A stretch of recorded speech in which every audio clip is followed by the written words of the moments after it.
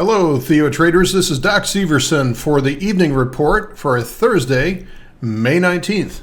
Let's do a quick tour of the markets. We'll start with the S&P 500 and do a top-down analysis here. From the top down at the monthly chart, we have a big, wide consolidation pattern, which is about 300 points wide, and we've been in for the better part of the last couple of years. Now, range contraction like this will lead to range expansion when we break this zone. So start preparing yourself for a lot of volatility again.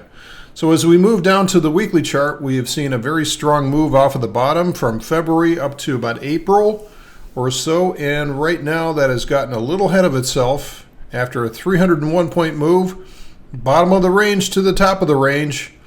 And we're just kind of backing and filling right now. And you can see this more in line on the daily chart.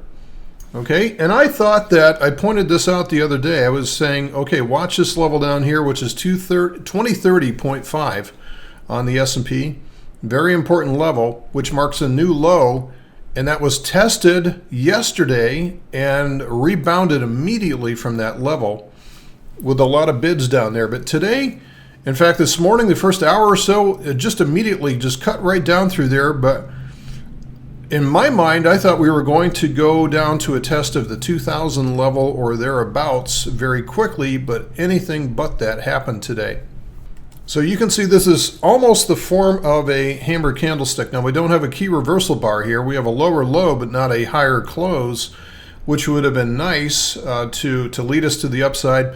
But if you look at this pattern just overall, if we go back to here and just look at this pattern overall, we're seeing this, yes, it's a downtrend, but it's just a very mild downtrend. And this, in my mind, is setting us up for perhaps just a flag pattern.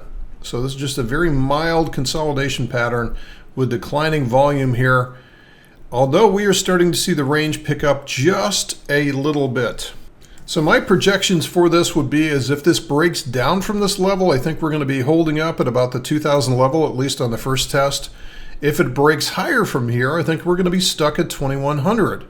I don't think it's going to be able to break out above that level just yet until we start to see some of this uncertainty melt away from the market that's being caused by not only the election cycle, but now the Fed's interjecting themselves into the discussion again by Fed speak, which we're starting to see an increased probability of a rate hike in the month of June, which is only about 3 weeks away.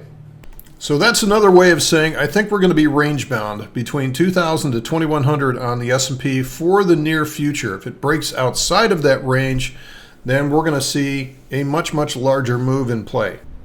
Something else that we're watching carefully is crude oil. So again, from the top down, looking at crude oil, we have a monthly downtrend, lower highs, lower lows. Right now, this is nothing more. This rally, which everybody talks about how big this rally is, right? But it's in the grand scheme of things, this is nothing more than setting up to be another lower high. Probably having a difficult time getting above and beyond the $50 level.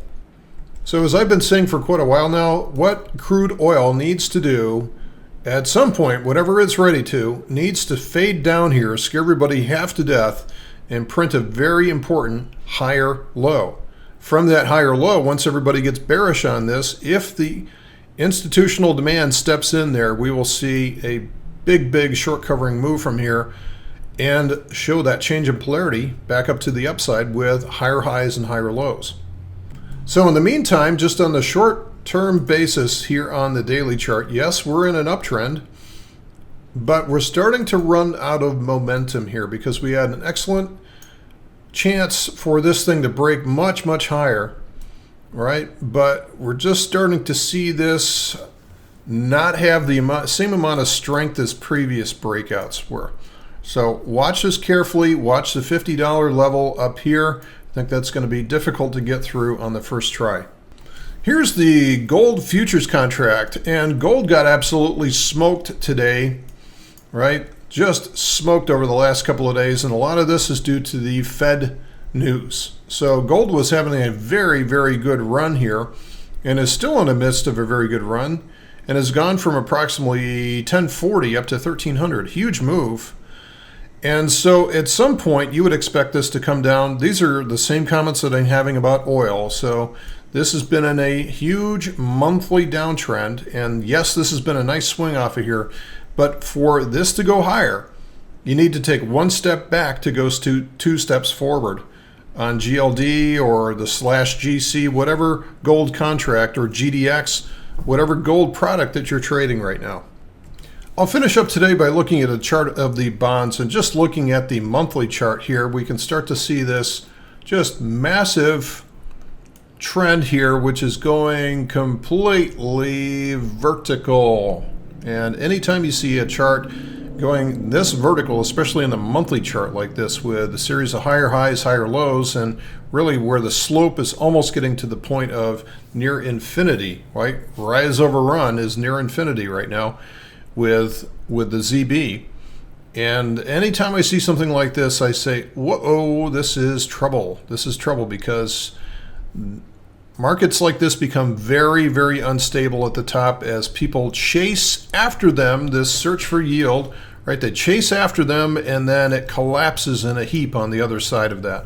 You can point to any number of charts, and all these bubbles end up collapsing in the same exact manner. It's just a game of chicken as to when.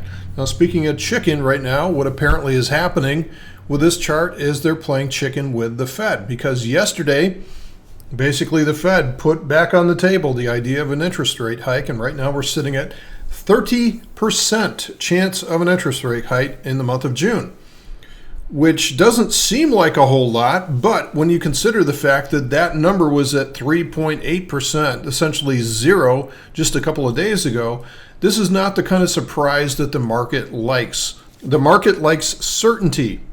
It does not like surprises, and based on some of the recent economic reports, such as a horrible jobs report that came out a couple of weeks ago, the probability of a rate hike in June was pretty much taken off the table, which is why bad news is good news, and why bad news has generally made the market go higher, because anytime that leads to the Fed not doing anything, that's another good day in the market.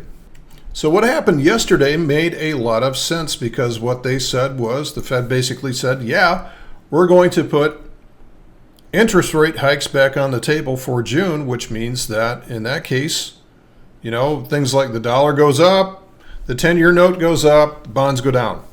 So I think what's happening today is the bond market is making a little bit of it's playing chicken with the Fed right now, because otherwise we'd see this completely sell off right now. And so with this, we're getting conflicting signals with this, and I think we're going to see this resolved pretty soon. We can see kind of the range that we're dealing with right now as it comes to the bond market and the ZB contract, at least. We're kind of bounded by this range right there. So if we see this break out to the upside by that, this is the bond market saying that we're smarter than the Fed and we know where things are going. However, if we see this break to the downside, this is where we see the bond market saying, you know what, I think these Fed guys are probably going to go ahead and pull the trigger on this thing. So that leads to one thing that Don and I agree on right now, which is that as we look forward to the summer, I think we see more and more uncertainty, not only in the economic numbers, the response to the Fed to those numbers, but also the election cycle is getting to be more and more interesting with more and more uncertainty. And what this is a recipe for volatility into the summer, certainly into the beginning of fall. We're going to see a lot of volatility. Don't go this alone. I hope to see you on Theo Trade in the trading room. Thanks again. My name is Doc Severson, and I'll see you soon.